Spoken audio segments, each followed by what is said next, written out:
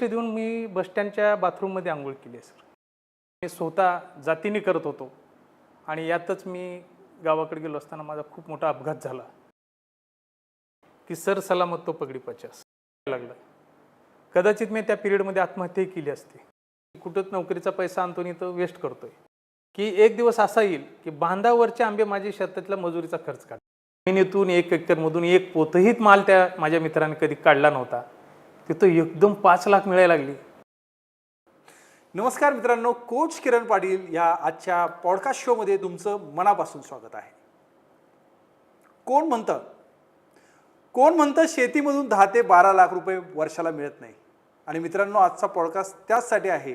तुम्ही वर्षाला 10 ते 12 लाख रुपये, 15 लाख रुपये एकरामधून कमवू शकता. असेच एक जबरदस्त आज गेस्ट आलेले आहेत. अजित बायोटेक प्रस्तुत इंजिनियर ते शेतकरी असा एक त्यांचा प्रवास, केशर आंब्याचा जैविक प्रवास, या खास आजच्या पॉडकास्ट मालिकेत आपले मनपूर्वक स्वागत आहे. आज आपल्या सोबत आहेत एक बहुआयामी व्यक्तिमत्व. ते एक उद्योजक तर होतेच, पण आता एक आधुनिक शेतकरी म्हणून त्यांच्याकडे बघितलं जातं. श्री बालाजी घोटे पाटील, लातूर. शिक्षणाने ते सिव्हिल इंजिनियर आहेत, नोकरीने जलसंपदा विभागात अधिकारी आणि मनाने खरे शेतकरी आहेत. चला जाणून घेऊया त्यांच्या प्रवासाची प्रेरणादायी गोष्ट. मित्रांनो, अंगावर काटा येईल अशी त्यांची आजची गोष्ट आहे. कारण खूप वेळा खाली पडून उभे राहिलेले हे प्रोफेशनल शेतकरी केशर आंबा लागवड करून वर्षाला कमीत कमी 10 ते जास्तीत जास्त 12 ते 13 लाख रुपये तुम्ही आंब्याची लागवड करून काढू शकता. त्याचप्रमाणे सेकंड सोर्स म्हणून जर तुमच्याकडे शेती असेल तर तुम्ही आंब्याची लागवड करून भरघोस उत्पन्न कमवू शकता. आणि मित्रांनो, हाच आंबा एक्सपोर्ट करून तुम्ही भारतामध्ये परकीय चलन आणू शकता आणि तुम्ही खूप चांगलं अर्निंग करू शकता. चला तर जाणून घेऊया आपण बालाजी सरांचा प्रवास. बालाजी सर, तुमचं स्वागत आहे कोच किरण पाटील शो मध्ये. मनापासून तुमचं स्वागत करतो. आणि आज आमच्या प्रेक्षकांना आणि मलाही तुमची यशस्वी कथा ऐकण्याची या ठिकाणी आसुरलेलो आहोत. शेतकरी कुटुंबात वाढल्याचा अनुभव तुमचा कसा होता? सर, खरं तर मला शेतकरी कुटुंबात जन्माला आलो याचा अभिमान आहे. वाह, क्या बात आहे. कारण मी एका पोशिंदाच्या घरी जन्माला आलो, जो जगाचा पोशिंदा आहे. हाल अपेक्षा तर होतातच सर. हल्ली निसर्गाचं चक्र कधी, आणि त्यातल्या त्यात आमच्या मराठवाड्याला तरी कधी ओला दुष्काळ तर कधी कोरडा दुष्काळ, हे 5वीलाच म्हणलेलं आहे शेतकऱ्यांचे. बरोबर. म्हणून शेतकऱ्यांचे हाल आहेत, अपेष्ट आहेत. त्यातही आम्ही शिकलो आणि ती जी परिस्थिती होती त्या परिस्थितीवर मात करायचं म्हणूनच कदाचित मी इंजिनियर झालो. आणि तोच माझा भक्कम पाया होता. मग सिव्हिल इंजिनियर आणि नोकरी हा प्रवास तुमचा कसा झाला सुरू? सर, मी 1989ला सिव्हिल इंजिनियर झालो. त्यानंतर मी पुण्यात नोकरीसाठी आलो. मग पुण्यामध्ये नोकरीला आलो तेव्हा पैशाची जरा चणचणच होती. आणि त्यावेळेस मी काय केलं, ज्यावेळेस नोकरी शोधत होतो त्यावेळेस मी 4 दिवस शिवाजीनगर बसस्टँडला झोपलो. क्या बात. आणि 20 पैसे देऊन मी बसस्टँडच्या बाथरूममध्ये आंघोळ केली आहे सर. आणि योगायोगाने मला 4-5 दिवसानंतर एका पुण्याच्या फायर फायटिंगच्या कंपनीमध्ये मला नोकरी मिळाली. आणि त्यावेळेसचा पगार होता 800 रुपये. तो पगार काही इतर राहण्याचा आणि खाण्याचा खर्च निघत नव्हता. म्हणून मी एक डिसिजन घेतलं. मी आळंदीला थांबलो, तिथे की मठामध्ये फुकट राहता येतो, फुकट एक टाईमचं जेवायला मिळायचं. आणि मी आळंदीहून अपडाऊन करून पुण्यात नोकरी केली सर. पुण्यात मी 5 वर्ष नोकरी केली एका फायर फायटिंग कंपनीमध्ये. आणि त्या फायर फायटिंग कंपनीमधलं एवढं नॉलेज मला मिळालं की 1995ला मी स्वतःचीच एक कंपनी स्थापन केली, in fire services private limited म्हणून. आणि तो उद्योग एवढा भरभराटीला आला आणि त्याच वेळेस पुण्यात हाय रायझिंग बिल्डिंगला परमिशन मिळालं होतं. आणि त्या बिल्डिंगला फायर फायटिंग सिस्टीम बसवणं कंपल्सरी होतं. आणि मी एक प्रसिद्ध उद्योगपती झालो. भरपूर पैसा आला, मुबलक पैसा आला. पुण्यात घर झालं, ऑफिस झालं, गावाकडे 10-15 एकर शेती घेतली, विहिरी पाडल्या. म्हणजे आहे ते मला जे माझ्या स्वप्नात वाटत नव्हतं ते सर्व मला मिळालं. परंतु सर, याच बिझनेसमध्ये उच्चांक पॉईंट मी गाठला होता की म्हणजे देशामध्ये मल्शी फायर सिस्टीम करणारी एकही कंपनी नव्हती. ते बाहेर देशातले लोक येऊन इथं थर्मल पॉवर स्टेशनला मल्शी फायर सिस्टीम करत होत्या. परंतु पहिलं काम राजस्थान गव्हर्नमेंटचं मल्शी फायर सिस्टीमचं मला मिळालं होतं. आणि सर, ते काम मी स्वतः जातीने करत होतो. आणि यातच मी गावाकडे गेलो असताना माझा खूप मोठा अपघात झाला. आणि त्या अपघातात मी 6 महिने हॉस्पिटलायझेशन होतो संचिती हॉस्पिटलला. आणि माझा सगळा बिझनेस कोलॅप्स झाला. आणि मग ठरवलं की आता तर लोकांचं देणं झालं खूप, बँका दारी येऊन बसायला लागल्या, कारण ते एवढं मोठं काम करण्याची माझी ऐपतही नव्हती. मग त्यातून तुम्ही बाहेर कसं पडले? मग मी काय केलं की इथलं ऑफिस, घर, जे काही मिसेस पसलं सोनं बिनं सगळं विकलं आणि फक्त गावाकडची प्रॉपर्टी शाबीत ठेवली आणि सगळ्यांचं लोकांचं देणं दिलं. आणि त्यावेळेस वडिलांनी एकच मला सांगितलं की सर सलामत तो पगडी 50. क्या बात आहे. आणि मग ह्या उद्देशाने मी माझं गाव गाठलं. गावामध्ये मी 4 वर्ष नोकरी केली, म्हणजे शेती केली. इथून चांगल्या ह्याच्यातून मी गावाकडे गेलो, खेड्यातल्या वातावरणामध्ये राहायला लागलो आणि मला ते असह्य व्हायला लागलं. कदाचित मी त्या पिरियडमध्ये आत्महत्याही केली असते, परंतु माझं काळीज असलं गच्च बनलं होतं, कारण मी शेतकऱ्यांचं म्हणजे माझ्या वडिलांनी जे हाल अपेष्टा सोचल्या होत्या त्याच्यापेक्षा तर माझ्या कमी होत्या. म्हणून मी परत उभा टाकायचं, जगायचं ठरवलं. आणि योगायोगानं त्यानंतर 2014ला म्हणजे 2008ला मी पुणे सोडलं आणि 2014ला मला लातूर पाटबंधारे विभागामध्ये म्हणजे जलसंपदा विभागामध्ये इंजिनियर म्हणून शासकीय नोकरी मिळाली. मी शेतीला व्यवसाय कधी स्वीकारला आणि कसं स्वीकारला? सर मी तर नोकरी करत होतो, परंतु माझा एक अनुभव होता की मित्राचा वगैरे, म्हणजे आम्ही फ्रेंड सर्कलमध्ये वावरत असताना नोकरीवर माणूस काही करू शकत नाही. नोकरीवर काय करू शकतो की बस आता शहरामध्ये जर समजा आता आमच्या गावाकडची किंवा कुठली मुलं येतात, 20-25 हजार पगार आहे साहेब, 6-7 हजार रुपये भाड्यात जातात, 2-3 हजार रुपये एमर्जन्सीला लागतात, मुलाचं शिक्षण, एखादी गाडी घेतलं तर त्याचा हप्ता, तो फक्त त्या नोकरीमध्ये जगू शकतो. म्हणून मला सांगायचं आहे की सगळ्या लोकांनी ज्यांच्याकडे शेती असेल त्यांनी नोकरीसोबत शेतीपूरक व्यवसाय करावेत, ज्याच्यामुळे की शेतकऱ्यांचाही फायदा होईल आणि आपल्यालाही काहीतरी 4 पैसे मिळतील, आमदनी होईल आणि त्यातून आपला संसार सुखाचा होईल. तुमचं मग आता पिकं कुठली कुठली आहे तुमच्या शेतामध्ये? माझ्या शेतामध्ये खरीपामध्ये सोयाबीन, तूर आणि रब्बीमध्ये हरभरा, गहू यासारखी पिकं येतात आणि बारमाही आम्ही ऊसाचं पीक घेतो. सर एवढं माझं रोकड्यासारखं गाव असं आहे की माझ्या उशाला एक सिंचन तलाव आहे, भुतेकरवाडी सिंचन तलाव माझ्या गावच्या उशाला, आणि माझ्या गावच्या पायाशी उगेलेवाडी साठवण तलाव आहे. त्याच्यामुळं पाण्याचा स्रोत जरा बऱ्यापैकी आहे, म्हणजे बारमाही नाही बरंच 8 महिने वगैरे पाणी राहतं आणि निसर्गाची कृपा असेल तर 12 महिने पाणी मिळतं आणि ऊसाचं उत्पन्न चांगल्या प्रकारे होतं. आणि हे रब्बी आणि खरीपाची जी पिकं आहेत ते शेतकऱ्यांच्या खर्चामध्येच जातात, शिल्लक राहत होतो तो फक्त ऊस. बरोबर. आणि त्या ऊसामध्ये अडचणी अशा आहेत की कारखाना वेळेत नेत नाही, ते कारखाना ऊस ठेवतो कारण त्याची रिखोरी वाढावी म्हणून, आणि जेव्हा ऊस न्यायला कारखाना उशीर करतो त्यावेळेस ऊसाच्या पिकामध्ये गाठ होतो. आणि ह्याच समस्येवर मला तोडगा काढायचा होता, म्हणून मी 30 मेट्रिक टनाचा सेमी ऑटोमॅटिक गुळ उद्योग माझ्या शेतात चालू करून थोरल्या मुलाला तो चालवण्यासाठी दिला, ज्याच्यामुळे की माझी तर समस्या सुटलीच, परंतु माझ्या गावातली इतर शेतकऱ्यांचा ऊस मला कारखान्याच्या भावात घेऊन त्यांना नगदी पैसे देऊन त्यांची प्रगती मला साधता आली. आणि ह्या उद्योगामुळे गावातले 20-25 लोकांना रोजगार उपलब्ध झाला. सगळ्यात महत्त्वाचं तुम्ही सांगितलं मगाशी, केशर आंबाची जी लागवड तुम्ही केली, तर ती प्रेरणा नेमकी कुठून मिळाली, कशी मिळाली? सर काय झालं होतं की माझ्या शेतामध्ये एक 3 मोठी झाडं होती आणि ते नेमकं वावराच्या मध्यभागी होती. ती झाडं एवढी मोठी होती की त्या झाडाने 1 एकर क्षेत्र म्हणजे 1 एकर क्षेत्र काबीज केलं होतं. मग माझी एक इच्छा काय होती की ते क्षेत्र वाया चाललंय, तिथं पिकं मिळत नाहीत, आंब्याचं उत्पन्न थोडंसं मिळत होतं कारण आंब्याचं वयस्कर आंबे होते, ते मला ते आंबे तोडायचे होते, परंतु माझ्या आईवडिलांनी मला खूप ते आंबा तोडण्याला विरोध केला. मग मी ठरवलं की नाही, आपण बांधावर आंबे लावायचं आणि ते जर फळं जर वडील आईवडिलांना चाखायला मिळाली तर मला हे आंबा तोडायला परमिशन दे. आणि तसंच घडलं.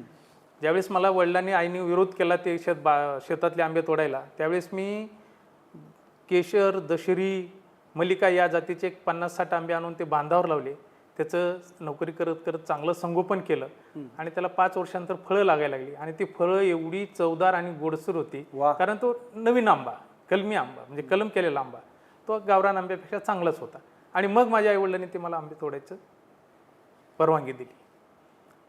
डबल बाटा कलम म्हणजे काय? डबल बाटा कलम म्हणजे कसं असतं सर की एका बॅगमध्ये 2-3 कोया वापरायला घातला जातात आणि त्याच्यापासून येणारी जी रोपं येतात त्यातली जी सशक्त रोपं असतात ती 2 रोपं एकत्र करून त्याला 1 कलम बांधली जाते, त्याला डबल बाटा कलम म्हणतात. आणि ही डबल बाटा हे या 2-4 वर्षामध्येच प्रसिद्धीस आली, म्हणजे तयार होते. आणि त्यामुळं काय होतंय की डबल बाटा कलमामुळं 2 रूट असतात, त्याच्यामुळं झाडाला ग्रोथ चांगली होते. अच्छा. आणि सगळ्यात महत्त्वाचं म्हणजे हे झाड अति पाणी आणि कमी पाणी सहन करतं वा. आणि हे झाड रोगाला प्रतिकारक्षम असतं. केशर आंब्याच्या व्यवसायाकडे तुम्ही कशा पद्धतीने झुकला? सर मगाशी सांगितल्याप्रमाणे मी 50-60 झाडं लावली होती आणि मला एक छंद लागला बांधावर झाडं लावायचा. आणि सर मी ज्यावेळेस बांधावर झाडं लावायचं त्यावेळेस माझे वडील काय म्हणायचे की कुठंच नोकरीचा पैसा आणतो नाही तर वेस्ट करतोय, हे काय झाडं येतात का, ह्याच्यातून काही उत्पन्न मिळतं का. परंतु त्यावेळेस मी वडिलांना बोलायचं नेहमी की एक दिवस असा येईल की बांधावरचे आंबे माझे शेतातल्या मजुरीचा खर्च काढतील. आणि सर आज माझ्या बांधावर म्हणजे माझ्या जी 45 एकर क्षेत्र आहे, 45-50 एकर क्षेत्र आहे शेतीचं, शेतीच्या क्षेत्राच्या प्रत्येक बांधावर 30 फूट अंतरावर एक एक आंब्याचं झाड आहे. आज 250 आंब्याचे झाडं माझ्या बांधावर आहेत. वा. आणि त्या 250 जे झाडं आहेत त्यातून आपल्याला वार्षिक उत्पन्न किती मिळतं? सर आता काही झाडं मोठी आहेत, काही झाडं 5 ॲव्हरेज उत्पन्न यावर्षी मी 4.5 लाखाचा आंबा विकलाय सर. अच्छा. बांधावरचा. आणि याच्यापासून मला रोपं तयार करण्याची प्रेरणा अशी मिळाली की मी ज्यावेळेस सुरुवातीला इंजिनिअरिंग झाल्यानंतर BG सिर्के कंपनीमध्ये सर्व्हिसला होतो त्यावेळेस माझ्यासोबत एक अहमदाबादचा पटेल नावाचा इंजिनियर होता. हां. आणि कालांतराने म्हणजे 10-15 वर्षापूर्वी तो माझ्या गावी आला. त्यावेळेस ही बांधावर सगळी आंबी होती. तो मला विचारायला या बांधावरच्या आंब्याचं करतो काय. मग मी म्हणलं अरे काही नाही, आम्ही फळं आले की खातो. तो म्हणला नाही, ह्याच्या कलमा विकल्या जातात. आणि आमच्या गुजरातमध्ये वासंदा भागामध्ये भावनगरमध्ये इथल्या कलमा नेऊन लोक रोपं बनवतात रोपं. कारण रोपाची उत्पत्ती त्या एरियात होते काही ठिकाणीच, जसं की गुजरातमध्ये वासंदा आहे, भावनगर आहे, आपल्या महाराष्ट्रामध्ये सिंधुदुर्ग जिल्हा आहे, कर्नाटकामध्ये हालियाल वगैरे प्रदेशामध्ये रोपं वाढतात. इतर ठिकाणी रोपं वाढत नाहीत कारण त्यांना सुटेबल हवामान त्याच एरियामध्ये मिळतं. आणि म्हणून ती लोक आपल्यातली कलमा नेऊन तिथं रोपं तयार करतात. आणि ह्याच्यातून मला अशी चालना मिळाली की माझे एक सहकारी त्यांना आंबा लागवड करायची होती. त्यांनी मला आंबा लागवडीबद्दल थोडं विचारलं कारण मी ऑफिसमध्ये जरा शेतकरी म्हणून सगळे मला वेगळ्या नजरेने बघतात. आणि त्यावेळेस मी त्यांना सांगितलं, माझी बाग बघितली, ते शेताकडे आले आणि त्याने माझा पेरूचा बाग, सीताफळाचा बाग, बांधावरचे आंबे बघितले आणि मला सांगितलं की नाही साहेब, मी आंबाच लावणार आहे. मग मी त्यांना सजेशन दिलं की साहेब ह्याच झाडाच्या कलमा एक गुजरातमधला माणूस हे इथल्या कलमा नेऊन रोपं तयार करतो आणि त्याचेच आपण रोपं मागून घेऊत म्हणजे तुम्हाला सेम असे आंबे मिळतील. आणि सर त्यांनी 8 वर्षापूर्वी तिथून रोपं आणायचं ठरवलं. आणि मग आम्ही रोपासाठी फोन केला असताना तो म्हणला की तुम्हाला किती रोपं लागणार आहेत. त्यांना लागणार होते 400. तो म्हणला 400 रोपं नेले तरी आणि 3000 रोपं आणले तरी भाडं तेवढंच लागतं. मग तो माझा मित्रच होता कारण 4-5 वर्षापासून माझ्या फुगीट कलमा नेत होता. मग मी त्याला सजेस्ट केलं की बा तू मला रोपं पाठवून दे, मी रोपं विकून तुला पैसे देतो. आणि सर योगायोग असा की आमच्या साहेबांनी 400 झाडं लावली. उरलेल्या जी कलमा होत्या म्हणजे 2600 कलमा 4च दिवसात विकल्या गेल्या. क्या बात आहे. आणि ती कलम त्याला बनवायला म्हणजे तो विक्रीची त्याची तिथली किंमत गुजरातमधली 22 रुपये होती आणि तीच कलम मी तर 80 रुपयाला विकली. म्हणजे माझ्या लक्षात आलं की बाबा इथं कलमा नसल्यानं ह्याला डिमांड खूप आहे. आणि मग पुढे चालून मी वर्षाला त्याच्याकडनं मागवायचं आणि हे कलमा विकत राहायच्या. कधी 1 गाडी, कधी 2 गाड्या, प्रतिवर्ष एक कलमा विकायला सुरुवात केली. अजित बायोटेकशी नेमकं तुमचं जोडण्यामागे कारण काय होतं? तर असं आहे सर की हे जी माझ्याकडनं जी यांनी रोपं घेऊन झाडं लावली होती त्यांची 5व्या वर्षामध्ये त्यांना फळधारणा खूप झाली. आणि ते माझ्याकडे चौकशीला आले की बालाजी आता हे आपण फळं कुठे विकायला पाहिजे, त्याच्यासाठी व्यापारी वगैरे आहे का, कोणी मित्र आहेत का. मग त्यावेळेस सांगोल्याचा एक माझा मित्र होता, त्याच्याकडे 20-25 वर्षापासून बाग आहे. आणि मी त्याच्याकडे चौकशी केली की सर ह्याच्यासाठी कोणी व्यापारी असेल तर पाठवून द्या. त्याने एक व्यापारी पाठवला. सर खूप मजेशीर किस्सा आहे हा. आणि ती व्यापारी घेऊन ते त्यांच्या बागेत गेले माझे मित्र, त्यांना बाग दाखवून आली आणि आम्ही लातूरला एक हॉटेलमध्ये चहा पीत बसलो ते सौदा करत. आणि त्यावेळेस त्या व्यापाऱ्यांनी त्या 1 एकरच्या बागाला सुटता सवाल 5 लाखाला मागितले. ज्या जमिनीतून 1 एकरमधून एक पोतहीत माल त्या माझ्या मित्रांनी कधी काढला नव्हता तिथं एकदम 5 लाख मिळायला लागली. वा. आणि मग मी जरा पावक होतो, सावध होतो आणि मी त्याला म्हणायला लागले की बाबा एवढे आंबे लागले तेवढे किलो होतात, ते 70 रुपये निघले तरी एवढे होतात आणि बाग कमीत कमी मी 8 लाखाला तुला देणार. मग मी असं बोलायला लागलं की मी माझ्या मित्राला समोरच्या वाटायला लागला हा सौदा मोडतो काय, की मग तो मला खुणवायला लागला ही बाग देऊन टाका. सर ती बाग 5 वर्षाची बाग 1 एकरची 7.5 लाख रुपयाला विकली गेली. क्या बात आहे. आणि नंतर असं कळलं की त्या व्यापाऱ्यांनी ती 7.5 लाखाला बॅग घेऊन पूर्ण एक्सपोर्ट केली आणि त्याने 11 लाख कमवले. अरे बापरे. मग हे जी अंतर आहे हे माझ्या लक्षात आलं आणि मग त्यावेळेस मला उमजलं की माझ्या झाडापासून बनणारे कलमापासून आंबे हे एक्सपोर्ट क्वालिटीचे आहेत. वा. आणि मग मी याच्यामध्ये इंटरेस्ट दाखवला आणि मागील 2 वर्षापासून रोपं आपल्यात वापरत नाहीत म्हणून सिंधुदुर्गमध्ये 1 एकर जागा भाड्याची घेऊन तिथल्या माझ्या शेतातल्या कलमा नेऊन रोपाची निर्मिती करतो आणि ते लातूरमध्ये आणून विकतो. सेंद्रिय खत व जैविक खत याच्यामुळे कसा फायदा होतो? सर हे रोपं वगैरे लावल्यानंतर आता जे माझे 2-3 मित्र आहेत त्यांच्या बागा एक्सपोर्ट होत आहेत आणि त्यावेळेस मी काय केलं की त्यांना नेमकं तुम्ही वापरताय काय, ते बागा एक्सपोर्ट व्हायचं कारण काय. तर त्या मित्रांनी मला सांगितलं की आम्ही हे राघवेंद्र फर्टिलायझरचा आंबा भट्टी स्पेशल खत वापरतो, पुन्हा अश्वमेघ ऑर्गॅनिकचा सगळे जैविक औषधं फवारण्यासाठी वापरतो. मग मी ती औषधं ते खतं वापरायला सुरुवात केली. मग त्यावेळेस तर माझ्या बांधावरच झाडं होती आणि त्या झाडाला ज्यावेळेस मी ही खतं औषधं वापरायला लागलो त्यावेळेस झाडाला एवढा तोर लागायला लागला की त्या झाडाचं पानसुद्धा दिसत नव्हतं आणि त्यातूनच यावर्षी चमत्कार घडून मला 7-8 लाख रुपये नुसतं बांधावरचं उत्पन्न झालं. आणि मग माझ्या लक्षात आलं की हे जी फळधारणा आहे आणि एक्सपोर्टचं काम आहे हे आपल्याला करता येईल. आता मी लातूर लघुपाटबंधारे विभागामध्ये इंजिनियर आहे, माझी 1 वर्ष सर्व्हिस राहिलेली आहे. अच्छा. आणि ह्या 1 वर्षानंतर आता माझी मुलं तर स्थायिक झालेत सर. एक मुलगा डॉक्टर आहे, एक इंजिनियर आहे, एक कृषीमध्ये डिप्लोमा केलेला आहे. मी आता सध्या परवळ आहे, परंतु जी मी हालापेष्टा भोगल्या लहानपणी शेतकऱ्याच्या पोटी जन्मून त्या हापेष्टा इतर शेतकऱ्यांच्या मुलाला पडू नयेत म्हणून मी आता शेतकऱ्यांना प्रगतीसाठी म्हणजे आंबा पिकासाठी आणण्यासाठी प्रयत्न करतोय की ज्याच्यामुळं आपल्याला एक्सपोर्ट क्वालिटीचे आंबे काढता येतील आणि हे जैविक औषधं वापरल्यामुळं ते एक्सपोर्ट होतील ह्याची त्यांना मार्गदर्शन करून मी ह्याच्यामध्ये प्रगती करायचं ठरवलं आहे. अच्छा. तुम्ही तुमचे ब्रँडिंग मार्केटिंग कसं केलं आणि आजपर्यंत किती झाडं लावली आणि कुठे लावली? सर हे जी एक्सपोर्ट आपले आंबे होतात हे कळायला मला 2 वर्षापूर्वी कळलं. मागच्या वर्षी मी जवळजवळ 15,000 रोपं तयार केली होती म्हणजे 2 वर्षापूर्वी आणि ते मागच्या वर्षी विकली आणि त्याच्या अगोदरच्या वर्षी मी 30,000 रोपं केली. यावर्षी मी 30,000 रोपं विकली. सर माझ्या माहितीप्रमाणे अंदाजाप्रमाणे मी आत्तापर्यंत 250 ते 300 एकर क्षेत्रावर माझ्या रोपाची लागवड झालेली आहे आणि भविष्यात ही सगळी रोपं म्हणजे ही सगळी बागा एक्सपोर्ट होणार आहेत आणि त्यातून शेतकऱ्यांची खूप मोठी प्रगती होईल याच्यासाठी मी प्रयत्न करणार. आता तुम्ही सांगता की ब्रँडिंग कसं झालं, हे आम्ही खतं आणि औषधं मागील 5 वर्षापासून वापरत होतो मी आणि माझे मित्र. मग मी त्या कंपनीला व्हिजिट दिली आणि हे शेतकऱ्याला इझिली उपलब्ध व्हावेत एका छताखाली रोपं त्याची औषधे आणि खतं म्हणून मी काय केलं की त्या कंपनीकडनं माझ्या नावावर ब्रँडिंग करून घेतलं आणि एक मोठ्या क्वांटिटीमध्ये मी त्यांचं खतं उचलली. त्याच्यामुळं मला कंपनीपेक्षाही कमी भावात शेतकऱ्याला पुरवठा करता येत आहे. अच्छा. त्याचप्रमाणे औषधाचं आता हे जी खत आहे हे आंबा स्पेशल भट्टी म्हणजे आंबा भट्टी स्पेशल सेंद्रिय खत म्हणून मी अजित बायोटेकच्या नावाने मार्केटमध्ये आणलं. अच्छा. ह्या खताचं वैशिष्ट्य असं आहे की सर आंब्या पिकासाठी जे काही घटक लागतात ते सर्व घटक याच्यात समाविष्ट आहेत. यात 15% कार्ब आहे, 5% फॉस्फरस आहे, 5% पोटॅश आहे आणि सूक्ष्म म्हणजे जैविक स्वरूपामध्ये सूक्ष्म अन्नद्रव्ये आहेत. म्हणून हे खत आंब्यासाठी खूप उपयुक्त आहे आणि हे खत घातल्यानंतर कुठलाही शेणखत किंवा रासायनिक खत त्या आंब्याला घालायची गरज नाही. अच्छा. आता दुसरा विषय आहे तो जैविक औषधांचा.